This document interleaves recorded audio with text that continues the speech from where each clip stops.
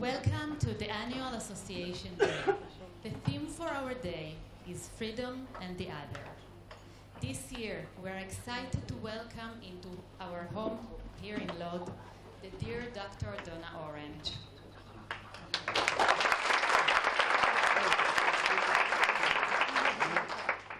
Before we begin, I would like to open this day with an interesting idea presented by Dr. Donna Orange in the second chapter of her book, The Suffering Stranger. לא? אלינוער? אלינוער is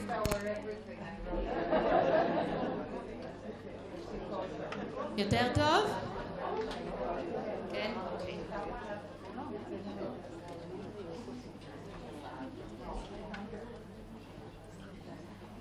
Dr. Donna Orange, in her characteristic, humble and dialectic approach, draws on the ideas of both one of her teachers and one of her students, Carol. From their ideas, she distills the manner in which she wishes to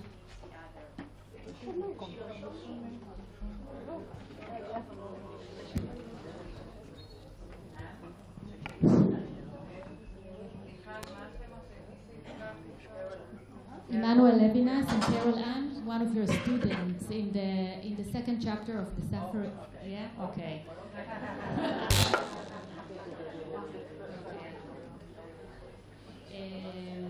From their ideas, she distills the manner in which she wishes to meet the other.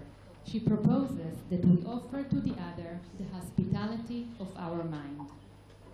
An invigorating idea, which in my view contains within it the tension between the complementary concepts of freedom and otherness. The hospitality, according to Donna Orange, means listening to the other with an open mind, free of our own internal expectations, history, and rules. When we are free of these chains, our listening facilitates the empowerment and clarity of the internal voice of the other. Listening in this manner not only enhances the freedom of the other, but also it reduces his or her feeling of alienation.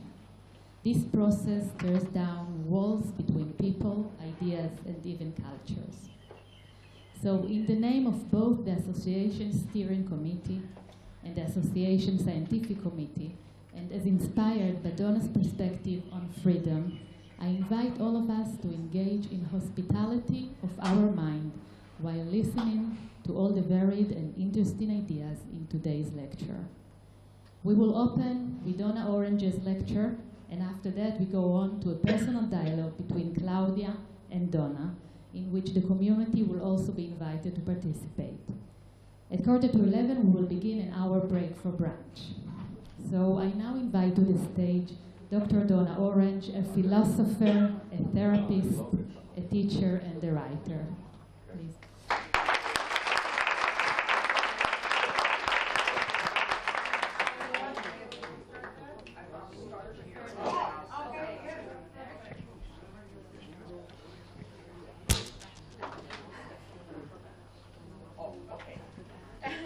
She's held a PhD in philosophy for 4 decades and has been a doctor of clinical psychology for 3 decades.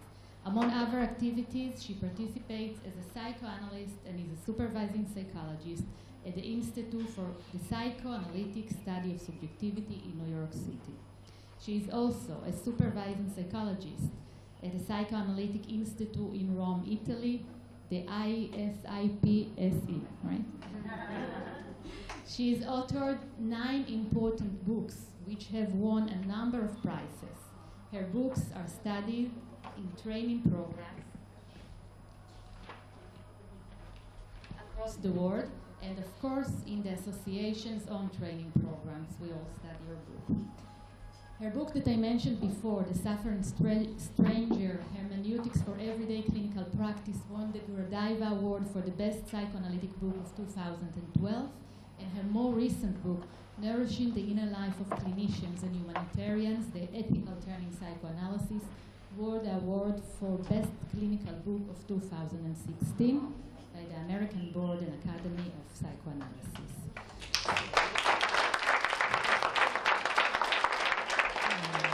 So Donna Orange will give now her lecture, Freedom and Subjectivity, Whose Freedom Matters. Thank you.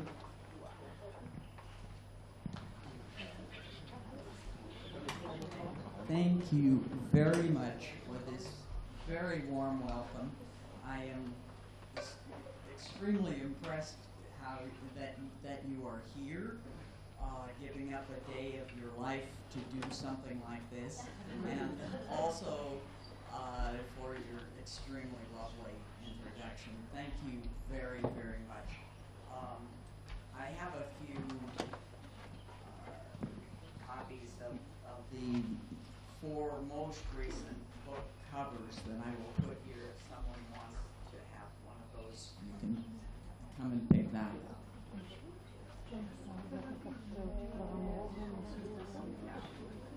A couple of preliminary things before I begin the lecture, which I didn't really imagine to be a formal lecture. Claudia told me this was a very informal day, and then I discovered that it was going to be on YouTube, and I thought, oh my God. Now this is very intimidating. But you do not look intimidating, so I will try to take courage from your friendly faces. I should tell you first that I am completely deaf in my left ear. And so if you come up and talk to me in this ear, I probably will not respond to you, especially out there near the food and everything, because I will not be wearing a cochlear implant that I have in here, because the sound reverberates so much that I cannot bear it. So if I don't respond to you, please come around and talk into my good ear, which is fully functioning. It works very well. I don't want to hurt anyone. This is the thing. People sometimes feel really insulted and hurt that I didn't think they were important enough to speak with them. And I really do not mean for this to happen. Please come around and talk to the good ear. And it's hard to remember that. It's hard for me to remember. The second thing I should tell you is that I am here today only because of my husband's generosity. He is very ill, and I should be at home with him. And he insisted that I should come to you anyway. We are really worried about him, and I should be with him and going to the doctors with him and all of that. And he said, no, you must go. So I'll hold him up to whatever, prayers or blessings or whatever you can. Thank you for that. The other thing that in New York they say from your mouth to God's ears. I understand that this is a Yiddish saying that I don't know, but you. And I also have a number of extra thoughts related to this lecture and related to the work of Emmanuel Levinas that I did not include. And if we have extra time, I will just say a few more things at the end about it. But let's see how our time goes. I asked for a couple of recordings to be sent of small YouTube. Are they ready to go? I'll tell you in a minute when I want them to start, and I will one at the beginning and one at the end. Thank you. It is a great honor and pleasure to be with you once again in Lod. I believe the last time was a kind of groundbreaking. I cannot remember how many years ago, although I'm told it was 2012. But I see that your community has taken root and really grown here. Thank you for asking me to speak with you about freedom ethics and subjectivity, topics that link our enslaved peoples with your history. You know, our civil rights movement and even the movement against slavery took all its inspiration from your Exodus story. The slaves were constantly telling the story of becoming free along the Exodus. So and the music that we're going to play for you is a remembrance of that. They never stopped longing for their own Exodus. From enslaved Americans just after emancipation, remembering their ancient Hebrew forebears, came a song that came to me the minute I was asked to speak with you about freedom and ethics. Oh, freedom, oh, freedom, oh, freedom over me. And before I'll be a slave, I'll be buried in my grave and go home to my Lord and be free. Now, can we hear the first version of that, please? The one that is the group.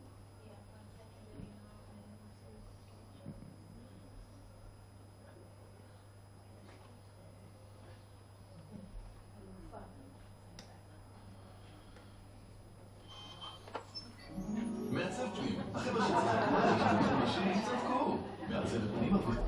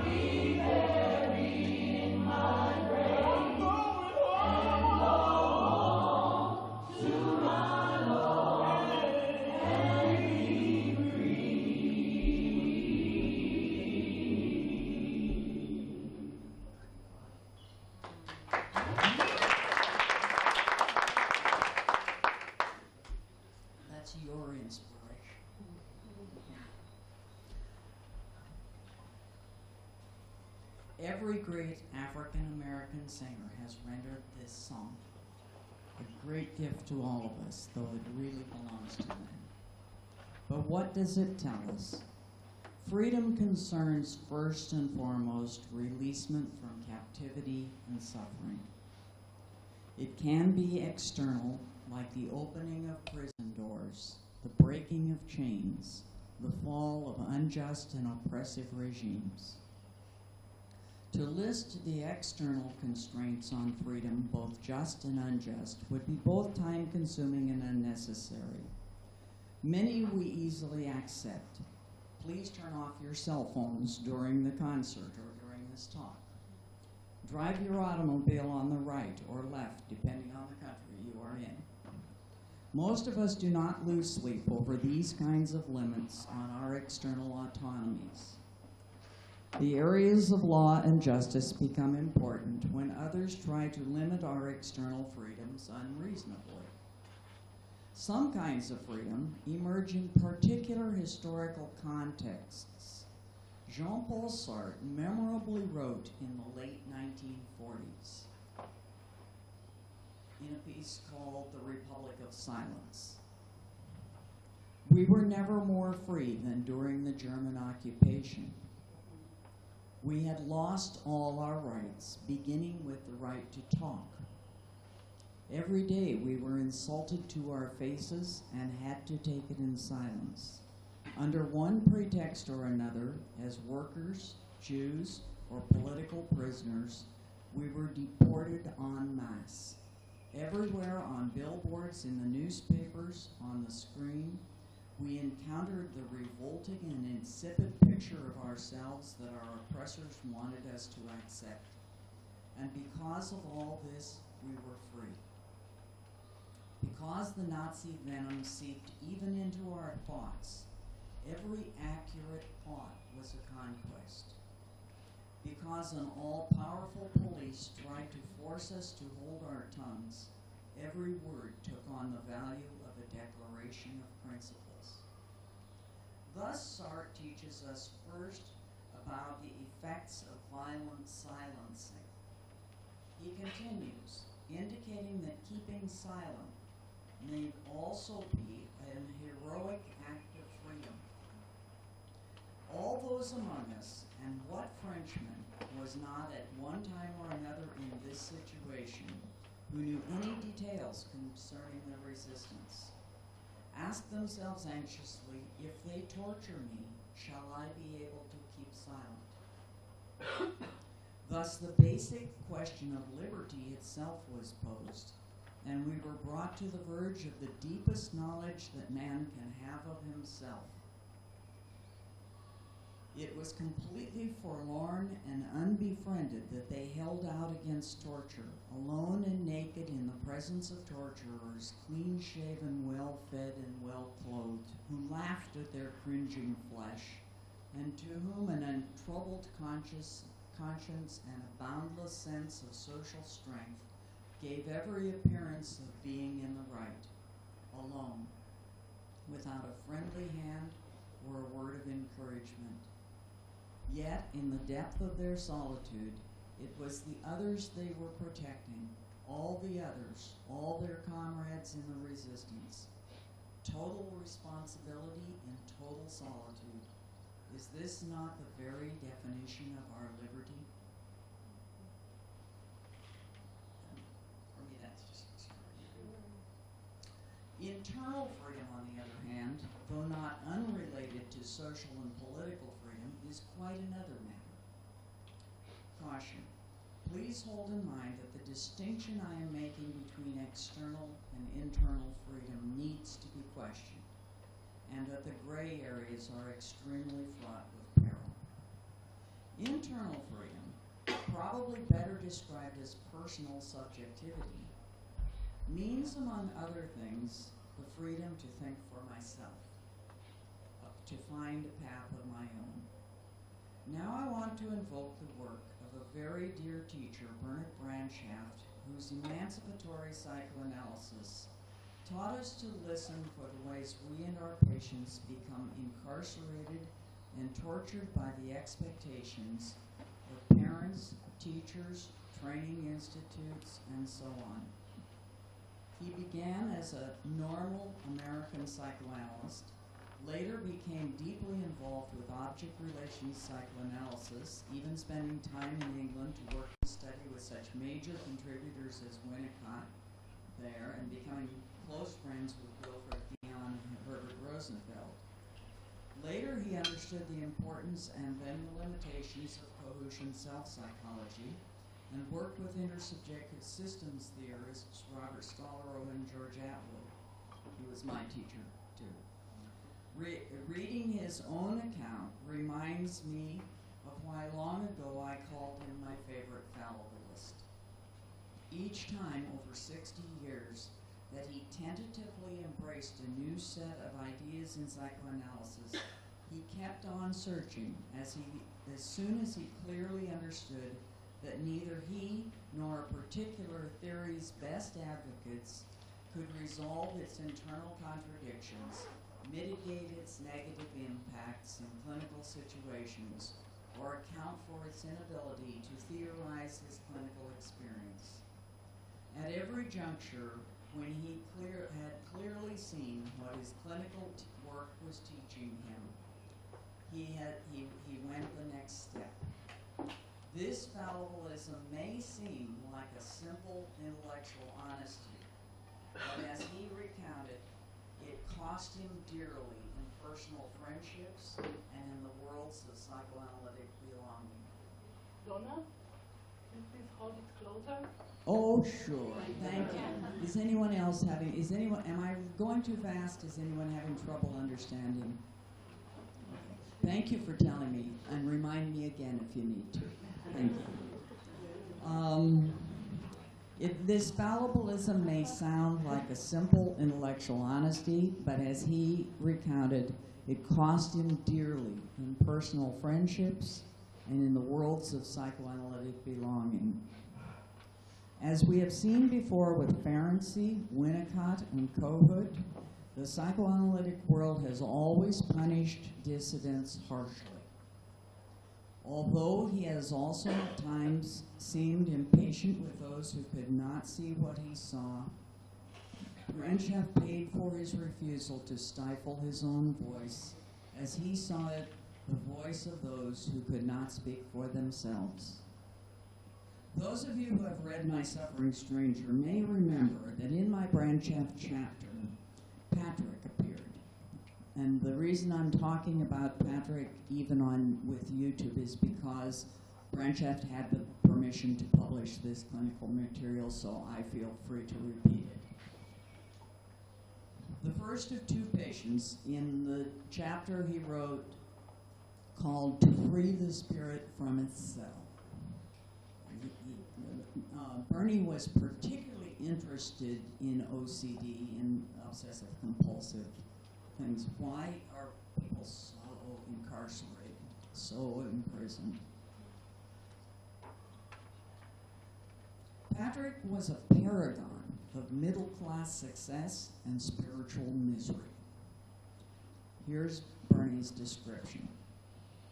Patrick the architect had earned an outstanding reputation for the quality of his work and for the dedication and absolute integrity he brought to it. Still youthful and athletic in appearance, he had achieved much of what he had set out to do in life. He was looked up to and regarded as an unqualified success by many who knew him. He had participated actively in his family life, raising 3 children who appeared successful in their own right. And he maintained a stable marital relation of many years' duration. Nevertheless, life had become not only joyless, but a source of almost ceaseless torment for him. His feelings of emptiness and depression had some years ago driven him to a severe addiction. He acknowledged almost wistfully that even such costly relief had become foreclosed for him. Next we hear Barney's description of the construction of the prison cell. What was it that continued to agonize Patrick so cruelly? He was the eldest son of a father who had freed himself from his own childhood impoverishment to become a legend in the ranks of pioneer developers of housing tracts and shopping centers. We have lots of those in the area where I live now, and that's the same area. A man who had amassed undreamed of wealth. The father attempted to pass on the lessons life had taught him to his son, whom he loved, with the same tenacity that he heaped scorn and predictions of apocalypse upon anyone whose zeal in this direction was less than his own. Attention to detail he elevated to the status of the nuclear art form. Make certain you do the little things, he would preach, and the big things will follow. As a boy, Patrick had drawn the unfortunate little thing assignment of raking the leaves of their fine new house each afternoon after school. In the evening before the family could sit down to supper, Dad would accompany the boy into the yard and inspect the results of his labors. No white-gloved Marine sergeant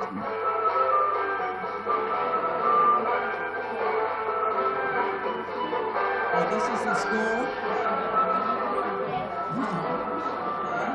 Well, that's the Marine sergeant music to go with the school. Okay.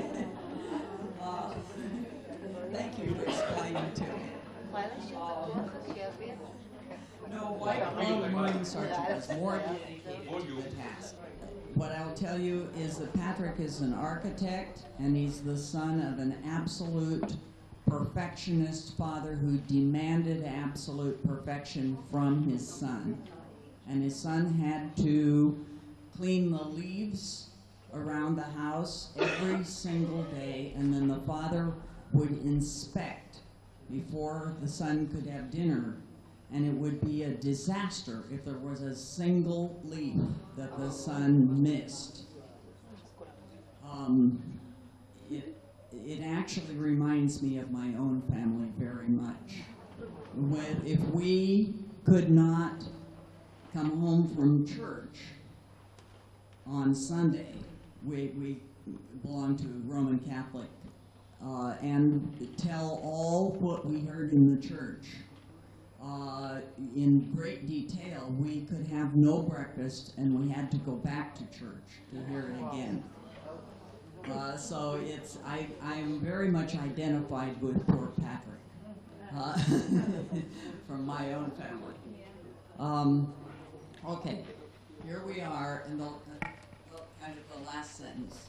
His father's reproaches and his own forebodings as neglected leaves were discovered and pointed to, his indolence or laziness or fraudulence thus unmasked remained indelibly seared in Patrick's memory. Listening to Patrick, these are my words now, one can feel the darkness closing in. No space exists for spontaneity, for enjoyment, for a self-chosen task. The question always hovers and impends, has it been done perfectly? Only if so can the tenuous bond to the other be maintained until the next mistake. That's important. Having set an example, now this is Bernie again. Having set an example in his own world that his contemporaries fell over themselves trying to learn and emulate, Patrick's father could not understand why he should be having such difficulties in getting his firstborn son to follow simple instructions. Equally difficult for him to comprehend was how Patrick could find appealing any interests or entertain any ambitions other than those the father had determined were in the boy's best interests. Increasingly, Patrick's father came to treat such expressions with disdain and as personal rejections of him and his values. He especially could not understand why the boy was so offended whenever they visited one of his new development projects. Instead of seeing his father's entrepreneurial wizardry, Patrick could only see mindless and garish desecration being inflicted on the environment. And having experienced it at shorter range on himself, he reacted viscerally. Although Dad regularly and cordially invited Patrick to come along on his fishing trips or sailing boat excursions, he never attended a baseball game in which his son, who took pride in his feats as a second baseman, was playing. It is tempting to study the structure of Brancheff's elegant narrative. Instead, let us simply notice what he has allowed himself to be drawn into understanding with his patient. One can already sense the deflated 10-year-old and what a lonely gulag his life is becoming. This schism between what he saw and felt and what he was supposed to see and feel, in general between experiences as they were and as they were supposed to be, remained for Patrick an enduring source of irreconcilable torment. Somehow out of the warp and woof, the weaving of this relationship, Patrick developed a firmly consolidated structure of experience. Bernie Brancheff was truly a phenomenologist, a structure of experience. It was woven and held together by an underlying perspective toward himself and his life that created an architecture for his spirit that was almost as confining as his life with Father had ever been. Patrick could never really unlearn very much of what his father had insisted on teaching him. Any spontaneous enthusiasm or fun for anything he might design for himself, including his own lifestyle, came inexorably to be erased automatically and mysteriously as if by some unseen master hand, and is as if it, in a profound sense, is if he had never really existed. So this is how freedom can be destroyed in a child. And then in an adult, it's gone already. And it's gone in a very profound structural way. We said above that pathological accommodation bears almost no resemblance to ordinary social conformity. Actually, I said it above in other places. Speaking one's own language, social conformity in a normal way is like Winnicott's ordinary's false self. We speak our own language, that's conformity, that's accommodation. You know, we eat with forks and knives and not with our hands as they do in some cultures, or chopsticks the way they do in other cultures. You know, that kind of conformity isn't really problematic. But the kind where our spirit is destroyed, that's problematic. Instead, for the sake of survival, this accommodation erases, by an act of murder, Levinas or Shingold might say, it erases the child who would otherwise be coming into his own.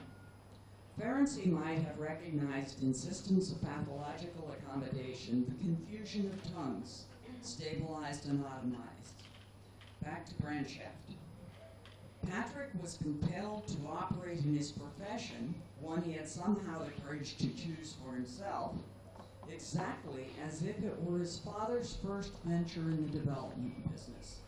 The possibility of little things turning into big and disastrous ones had become so enshrined as a principle of not to be questioned truth that Patrick could never again limit the significance to him of any imperfection.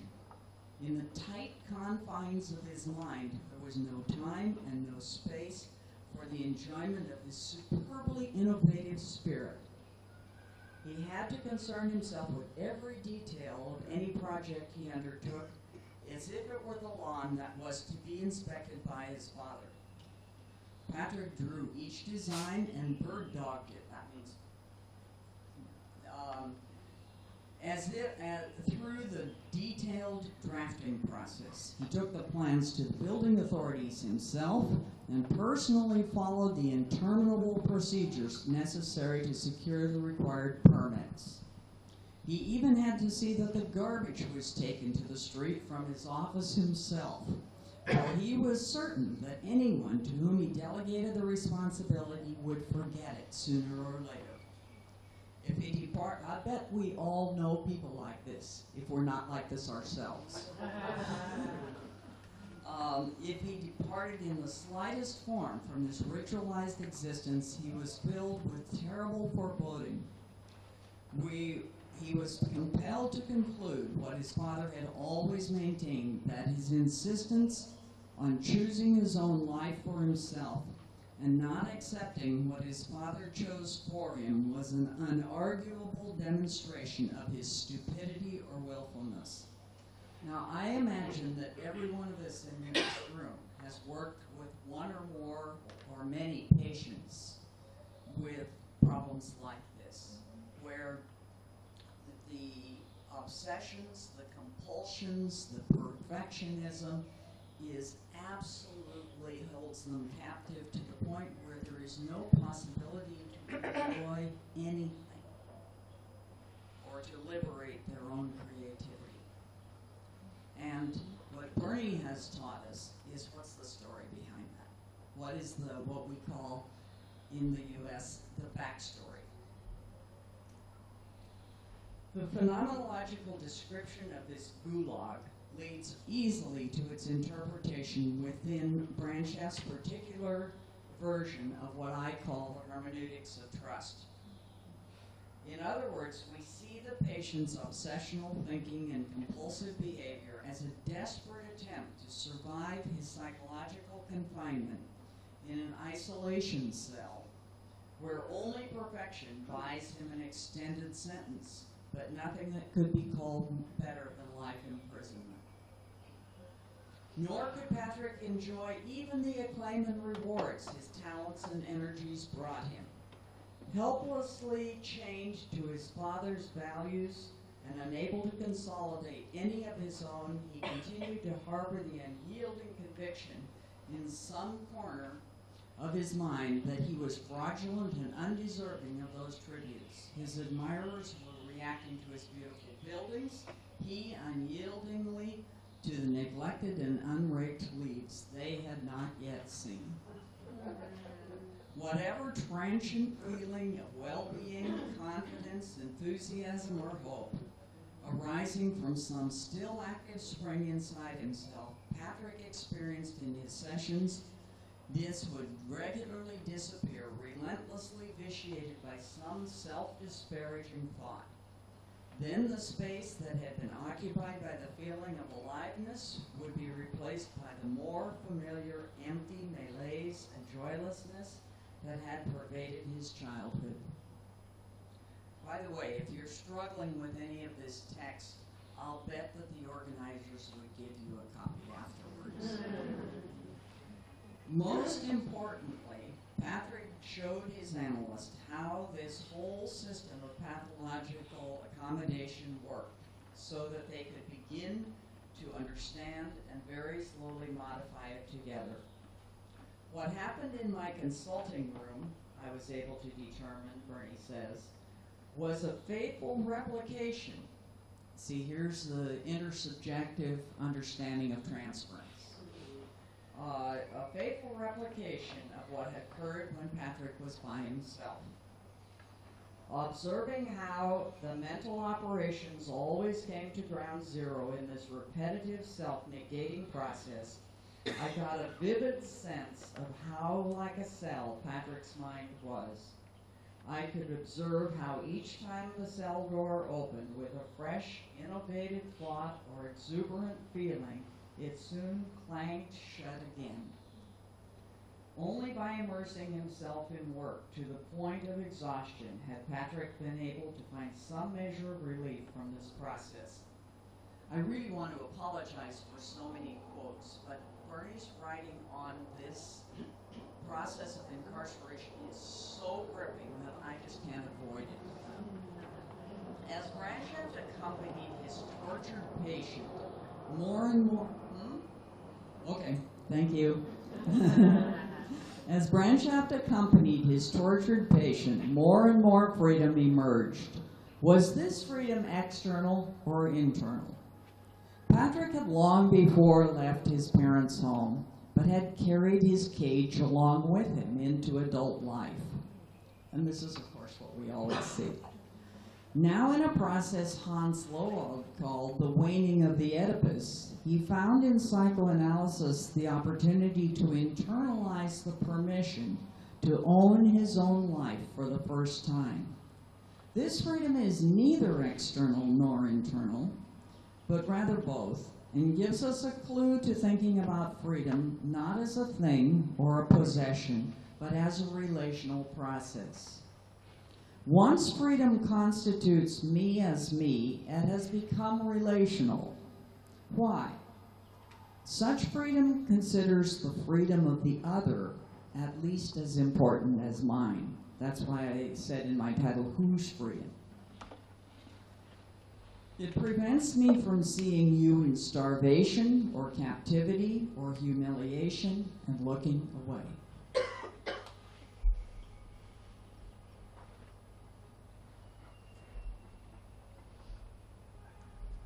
Did you notice we just got into the ethical turn?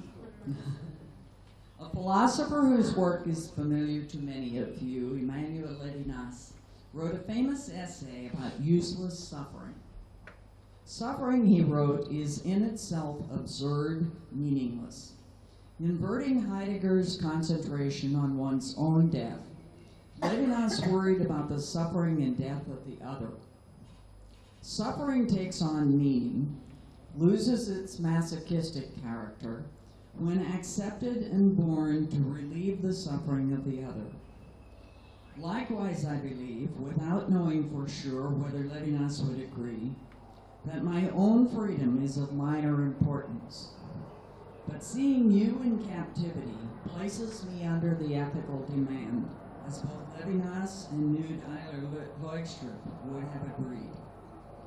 With Bernard Brandschaft, I agree that my freedom as a clinician to express myself is rarely crucial. Finding ways instead to unlock my patient's prison in the service of emancipation makes my clinical work ethical. Finding ways to liberate my students and supervisees to think for themselves may liberate them to work as emancipatory psychoanalysts. Working within social, historical, and political contexts of injustice, as you do here, and as we do, many of us do in the States, complex as these may be, means attuning my ears to the freedom songs. A saying attributed to Rosa Luxemburg runs, "Freedom is only ever the freedom to think otherwise." Anytime we find ourselves feeling that we must think what we are told to think, we're in big trouble. Here it begins. No one in an authoritarian family, religion, psychoanalytic group, or cult can think otherwise. Even the capacity of enslaved people to dream of freedom is the beginning of emancipation. The history in North America, from where I write, begins with two nations, England and France, competing to rule a land allegedly empty of human beings, according to the doctrine of terra nullius, first invoked by the Spanish and Portuguese. Donna, here you have to read slow because we don't have the text anymore. Oh, I didn't know That that. was added after you sent it from your phone. Ooh, I will slow down. Yeah. All right, I will slow way down. Okay. The history in North America about freedom is terrible, okay? Because we stole this country under the doctrine of terra nullius, under the view that the people who lived there were not human. They were not entitled to the same, respect as human beings that everybody else would. the English and the French were competing to rule North America, just as the Spaniards and the Portuguese had done with the South America. Then came the young United States with this manifest destiny idea and an expansive Canada, and we destroyed the indigenous peoples for the most part, as if, again, they were not human. The Australians behaved in the same ways toward their indigenous peoples, and New Zealand also. We've really been terrible. Canada, it seems, has recently attempted much greater acknowledgement of its indigenous peoples. When I go to Canada to speak, before they introduce me, they say, today we are meeting in a space that once belonged to the Haudenosaunee and these, and they tell exact names of the indigenous groups from which the land was stolen. In Australia now too. Yes, and that hasn't happened to me in Australia. I know they do it some places, but not everywhere. But everywhere in Canada. In fact, in Canada, before the school day starts, all the children hear this every morning. That they are studying in a place that once belonged to, so that they're really becoming more aware that they live and profit from a crime in every moment. And so it's really an ethical matter. Anyway, so there's settler colonialism that we're living from. And then, of course, there's slavery. Judith Butler would say that these lives had been treated as ungrievable. This is a wonderful term she uses, that we treat some lives as if they do not deserve to be mourned or grieved because they don't count. They just don't count. We call ourselves in the States a nation of immigrants, and we don't notice the loss of these lives.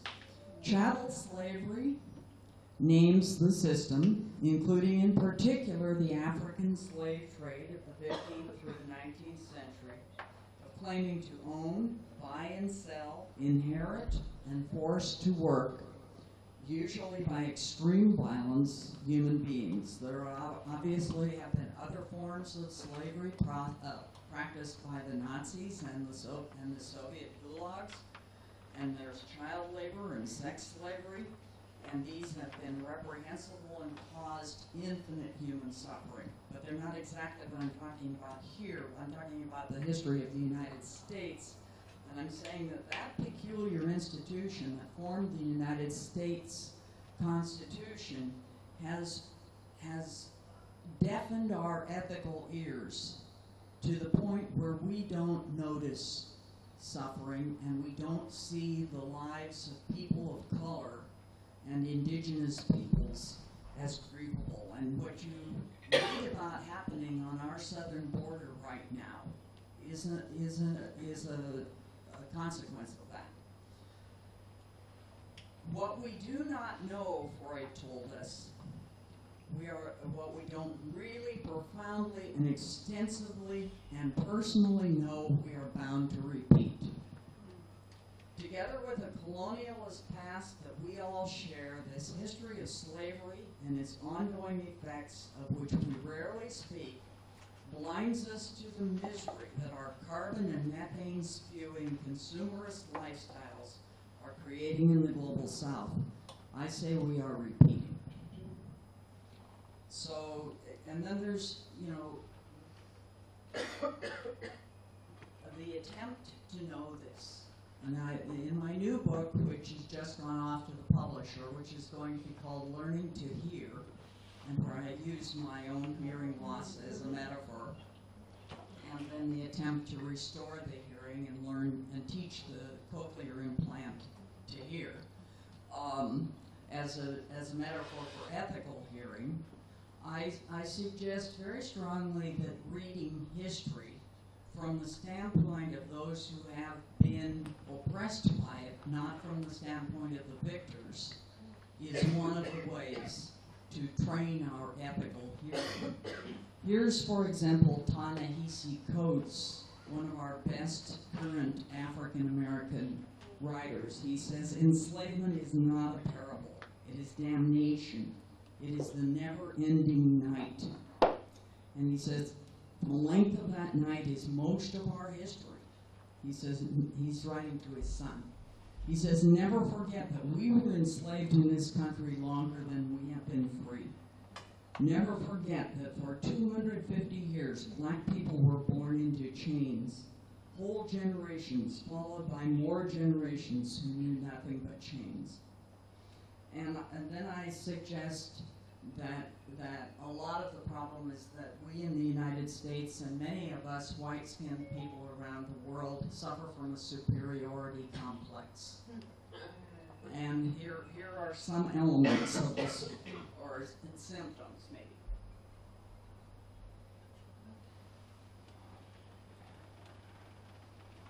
And then I'll stop.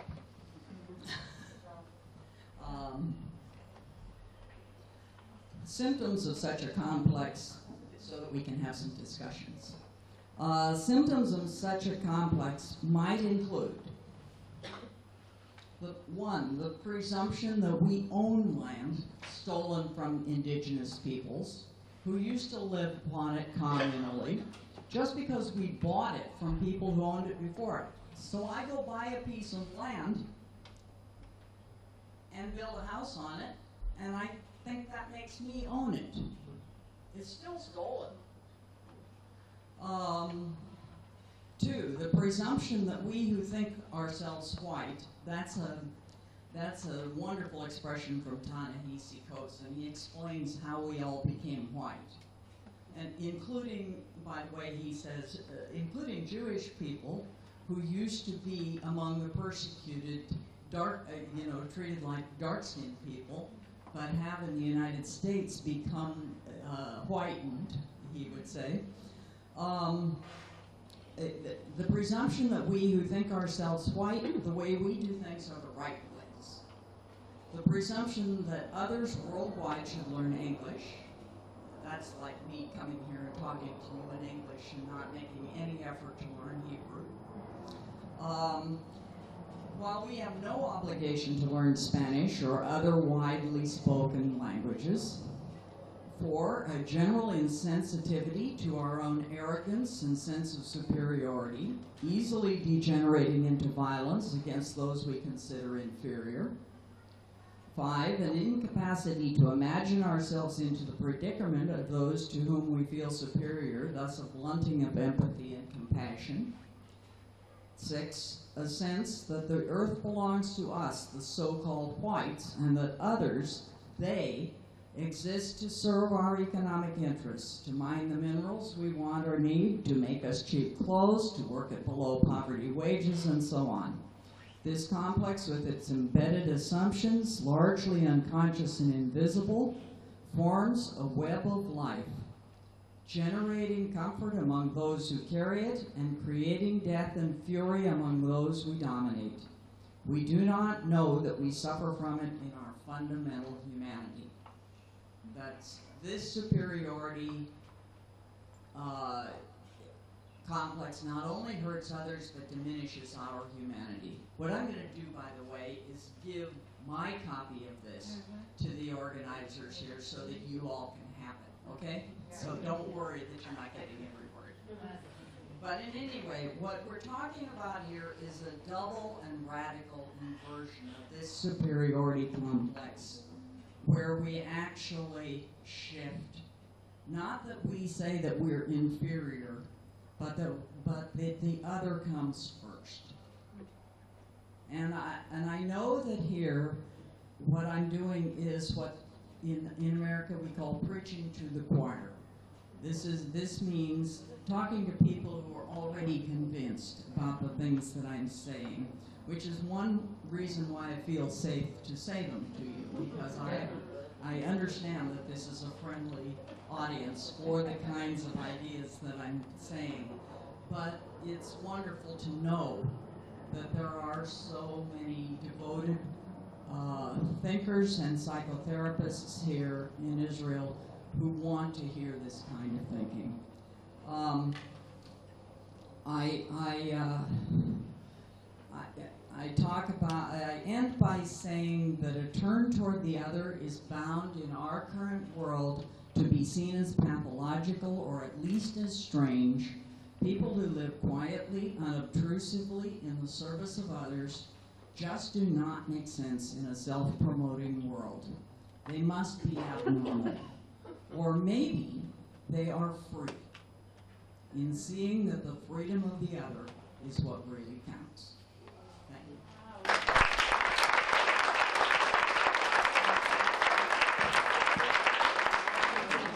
You said that you are a convinced audience. I want to say something about the history of flood.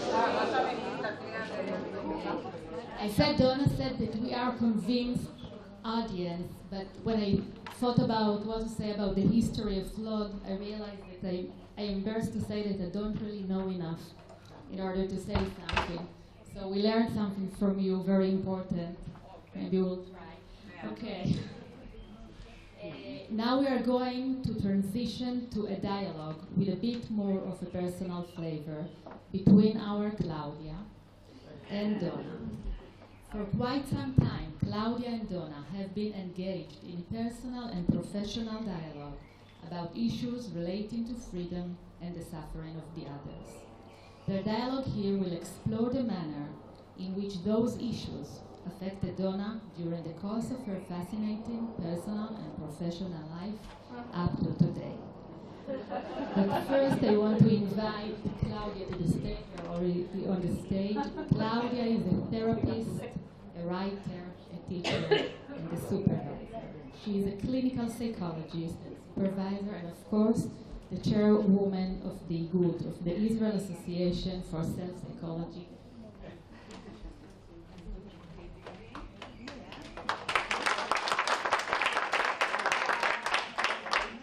She also founded the association's 3-year program of self-psychology studies. She is a teacher and a supervisor in our IGOD program at Tel Aviv University Self-Psychology and the Therapeutic Act, Gabi-Man. And finally, she is a teacher here in Lod in the Human Spirit Training Program. Her broad writings serve as a theoretical and clinical basis for acquisition of deep knowledge about self-psychology, and her articles are studied in a variety of Israeli training programs, not only ours. Under Claudia's leadership, mental health professionals are engaging in a wide variety of activities for the purpose of day-to-day fulfillment of the values woven into self-psychology. Thank you. Wow. Thank you very, very much. Dear Donna, dear friends, I tried to tell you during our conversations about how warm and how familiar this group is. And I wrote to you, this gathering is not a conference, it's a coming together of family, sitting down in their living room and trying to have a good conversation in order to keep growing as a group. And your contribution to this is amazing for us today. So thank you very, very much. While reading your words, I felt inspired by the way you studied, learned from your teacher, Bernie, who is for me also, although I didn't meet him, an example of freedom, of inner freedom, an example of, I didn't know if you got it, but Donna uses the term fallibilist. My favorite fallibilist, you call him, and the meaning of that is that fallibilism is a kind of inner posture of a researcher which is not willing to force his own insights or theories into reality, into things, but he's constantly asking himself if he can change or should change his vision about things. Is that a good definition in your opinion? It's a good. We have to open. Oh, we better turn this on. Yeah. Is it on now? Good. Yeah, it's a good start on it. It's a very good start. It has to. It's very much an attitude or toward one's own thinking that says, I could always be wrong. I am always have more to learn. We learn together. My whatever I think is correctable. I was one time given one of those buttons that says, "Don't be too sure,"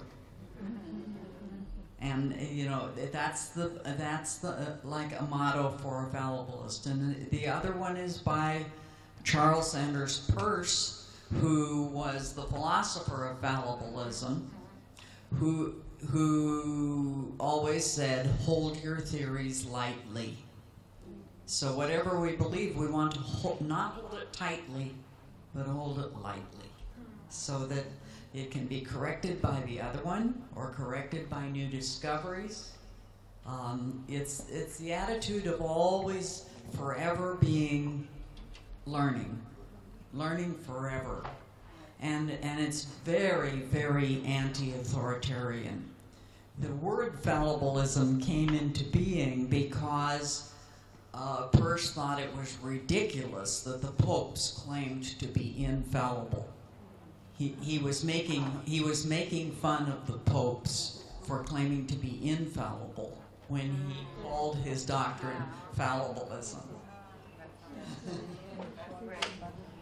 Okay, we can really feel the impact of your teacher on yourself, and we will for sure want to hear some more about that. The way you became this free thinker, okay? We really feel while reading your books that inner freedom of thinking and going very decisively towards your own ideas. But you have to expect that you will get into trouble. That your teachers will be mad at you sometimes. That you will lose friends sometimes if you pursue your own thinking. But even you have to be ready also to listen to other people and know that your own thinking may be wrong, but it may be right. And it's a risky and courageous path to be ready to think for yourself. This is a very, very important kind of freedom, of internal freedom and relational freedom. Thank you. I would like you to expand a bit about two concepts of Bernie, but of course your own vision about them, yes, because we have you here. One of them is the use he used of the word spirit suddenly in his.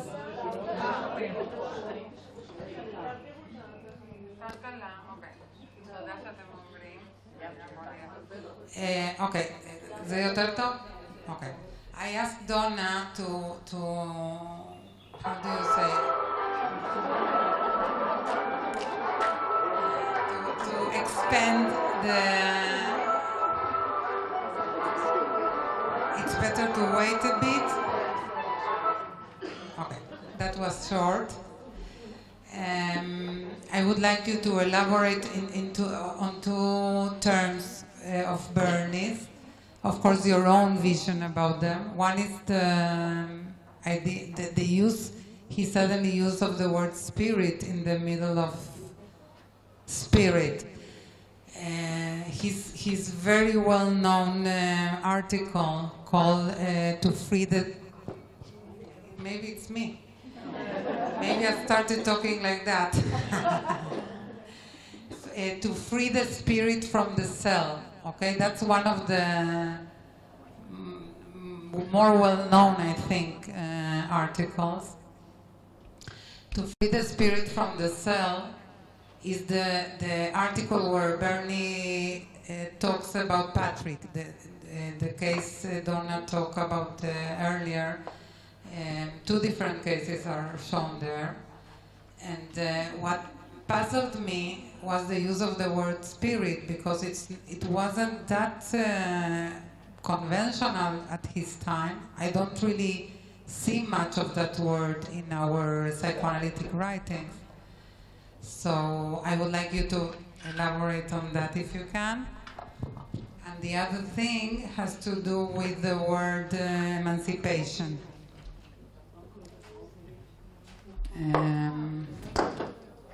Okay. Okay. Emancipation.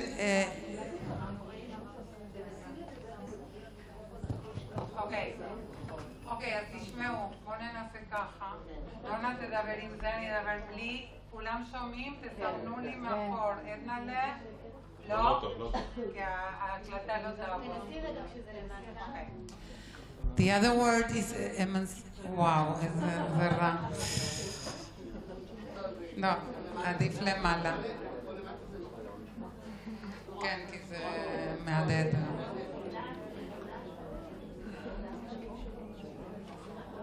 זה המכשור שלו, זה לא קשור למיקרופון. תעלו את זה למעלה. אוקיי, אתם איתי חבר'ה? סורי, בואו נקליל את זה טיפה. אני אנסה לשנות זווית, אולי זה גם יעזור. One of the suggestions, and there is a book about it, called Emancipatory Psychoanalysis, which I recommend, has to do very much with the theme that we choose for today. Emancipation is a very strong word. It's not the obvious word to use again in our field. It has to do with Marxist, in my opinion, okay? Marxist philosophy, and alludes to the liberation from oppressive forces in a very big scale, of course. So I think that taking that name for what he thought psychoanalysis should be, and I will say Bernie thought that the oppression in psychoanalysis had to do, much of it had to do with the uses of resistance and the idea of resistance, which was used by the psychoanalyst as to show the patient he didn't know what he was talking about because he resists. And Bernie went furious about that and said that the only resistors he knows are the heroes, the fighters, the people that stand for their own rights and ideas. The resistance. What you... So emancipatory psychoanalysis is taking back what psychoanalysis left for a few decades, and it has to do with that, with the force. Psychoanalysis can be also in liberating, being a liberating force for others. Okay. Two things you want to know about emancipation and spirit. Okay, let's start with emancipation. That, of course, links to the civil rights movement and the Emancipation Proclamation, which liberated the slaves, of course, which is very, American and related to what I started with. That's one level. The other is, of course, the reference you make to the Marxist thing and all, and I don't think this was probably Bernie's thinking. Bernie didn't choose the word emancipatory. Stallrow chose it for him, but Bernie was very old and sick at the time that book was published, and Bernie said, yes, that's right, that's a good word for what I was doing. So yes, he adopted the word, but he didn't originally choose it. And it does indeed capture the spirit of setting free a captured person. Now, why spirit? And Bernie did choose that word. Absolutely did choose that word. Spirit you know, Bernie was an American Jew, not religious, so that's you can kind of place him in that tradition, that kind of place, and you all know kind of what that means, probably better than I do. But the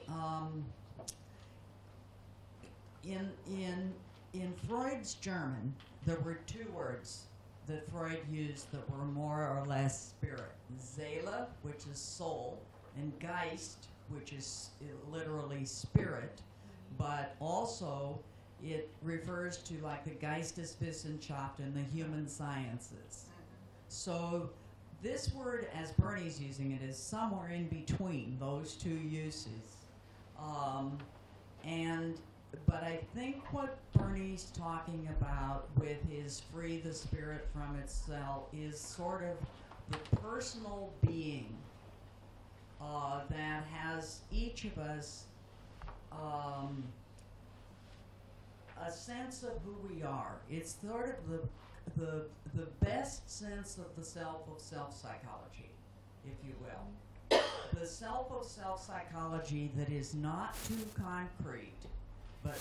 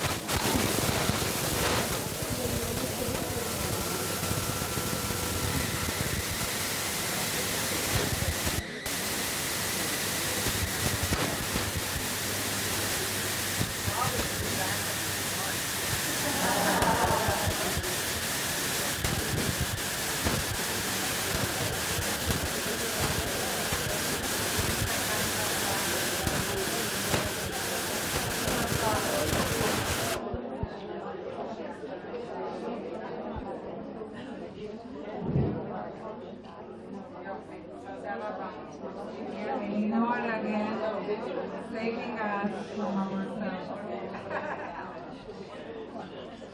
we were talking about soul and... Can you hear me now? Yeah. Okay. Yeah, we were talking about soul and spirit and self, and, you know, philosophers have spent a tremendous amount of time on these concepts, and they don't have them sorted out.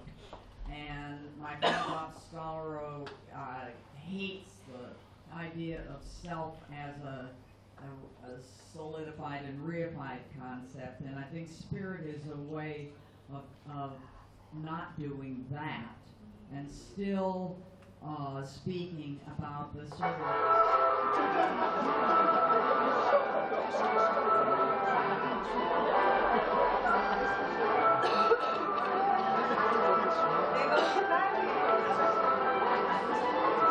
I want to go to that school. I want to thank you for your good spirit. It is wonderful that we're all doing this in good spirit. But now think about, how are we using the word? How are we using the word spirit? We're talking about not being tied up in a knot, it must be a certain way. Everything must be perfect today. Your sound system must be perfect. Everything we say must be perfect.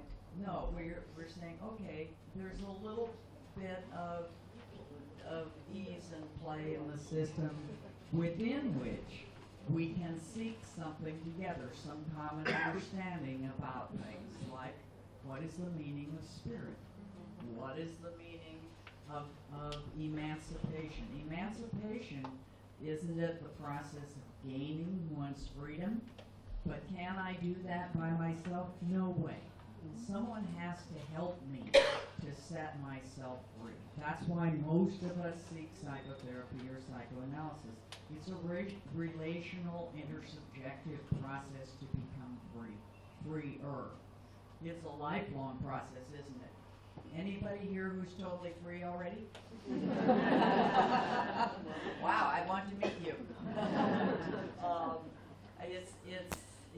It's a, you know, we don't want to be enslaved, but we are all a little bit so, but we know that total enslavement is pure hell. But what I was trying to say is that it is the other one's enslavement that needs to concern me. It is the other one's hunger. It is the other one's humiliation. It is the other one's death. And the more I can be concerned about that, the freer I am. I'm unfree to the extent that I have no space within me to worry about your troubles.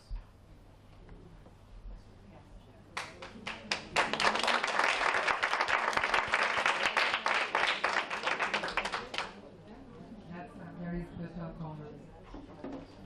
I had the same impression reading your chapter about Bernie on the Suffering Stranger, which is a book I recommend everybody here, of course.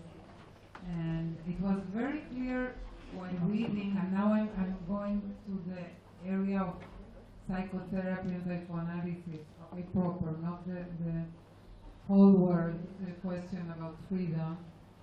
It was very clear that he asked from us to make the journey of liberation or emancipation as psychotherapists. Otherwise, we start entangling our patients in our own dictates and fears and narcissistic needs or whatever. What are your thoughts about that? Well, he of course did that for himself. Every time he found himself imprisoned in a theory or in a psychoanalytic group, he went searching for something that was more adequate to what he was learning from his patients and learning in his clinical experience, and tried to find how to theorize that. And he paid, as I said, a heavy price for that. But he challenged us, psychotherapists and psychoanalysts, to always keep searching and doing that, because just like the transgenerational transmission of trauma, where we pass on to the next generation the traumas that have been passed on to us, if we have not really worked on them, I mean really, really worked on them and come somewhere, some journey with those things, we just pass them on to our children and on to our patients and on to our students and so on.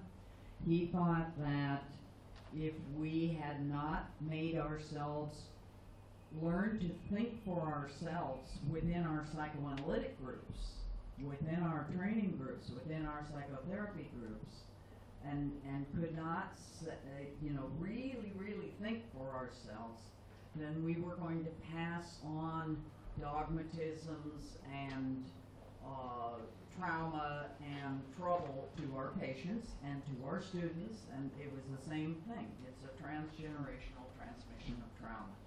So that every single one of us has this responsibility for emancipation, but I would add that we must help each other.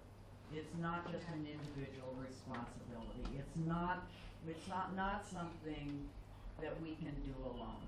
I know from my own experience in New York that some of us, we had to support each other in becoming freer within our training systems and within our psychoanalytic groups, because they can be incredibly powerful, both institutionally powerful and psychologically powerful.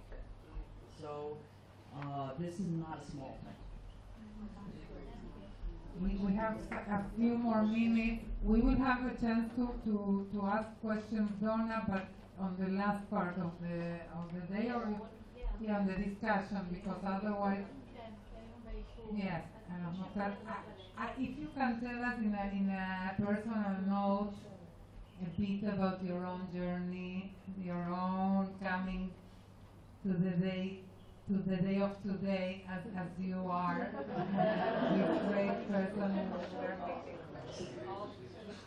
You know, it's very hard to say in a few minutes, you know, but I will tell you a few things. I'm the oldest of 10 children, born into a very disturbed family on the west coast of the United States. And I escaped when I was 18 into a religious community. That's why I know about this escaping business. I know about emancipation. I have not always done it gracefully, but I've had to do it. So I was born into a Catholic family. My mother was an Irish Catholic. So I know about dogmatic and strong religion. I know about, and then I went into a community that had a million rules. So I know about a lot of that, and then that, eventually I left that 17 years later, precisely because I could not any longer bear to represent a religion that dominated women and that was in the way that the Roman Catholics do, and that was as dogmatic as it was. I just didn't want to be an official representative of something like that, even though I really actually loved my community. I lost out on the opportunity to have children through that particular escape, but I gained the possibility of having an education, which my family would not have given me. So that's the start so then I ended up teaching philosophy because they had wanted me to teach philosophy. They needed somebody to teach philosophy. That was a lucky thing because I loved it. But that was also a hard thing because women did not do philosophy in those years. I was always the only woman in my department and the only woman in my graduate program and all of those things. That was a very hard road. And so I made another switch, which there's a long story behind that, but you only have time for a short story. And went to Yeshiva University to study clinical psychology, where Asher followed me just a year later. A year after I departed from there, he came in, so we have a very common history and know many of the same people from there, which is a fun link. But in any case, right after that, went into the Institute for the Psychoanalytic Study of Subjectivity, which was founded that year by 6 real big stars, Bob Stollerow, George Atwood, Bernie Branchap, Jim Pisagi, Beatrice Beebe, and Frank Lockman. I mean, you probably know these names. These are the 6 founders. They were brilliant teachers, and we also were taught by Stephen Mitchell, who was the founder of relational psychoanalysis. They were not very good organizers, so we had a pretty confusing 4 years, but we had wonderful teachers. And I've been with that institute ever since, and I still teach for them. And but what I should say to you, apropos of self-psychology, is that while I was teaching philosophy at Seattle University before going to yeshiva, I encountered humanistic psychology with the counseling and all of that, Carl Rogers and all those people, and Martin Buber and whatnot. And so I was interested in counseling, but I was only really interested in very humanistic, and I thought that Freudian psychoanalysis was a horrible thing that was reductionistic and would hurt people, and I wasn't going anywhere near that. But when I got to yeshiva, right off, Robert Stallrow was there and started teaching me first Freud and then Kohut. And I said, oh my God, there is a humanistic psychoanalysis. And that's how I came into psychoanalysis, when I realized that there was a humanistic path into psychoanalysis. That's probably a very important, an extremely important turning point for me. Wow. And that got me to be here with you. Wow. So then I was a total of about 35 years. I tell people that I was 35 years on the West Coast with the Catholics and 35 years in New York with the Jewish. And now I live with Protestants. And I desperately miss the Jewish world in New York, so it's wonderful to be here with you.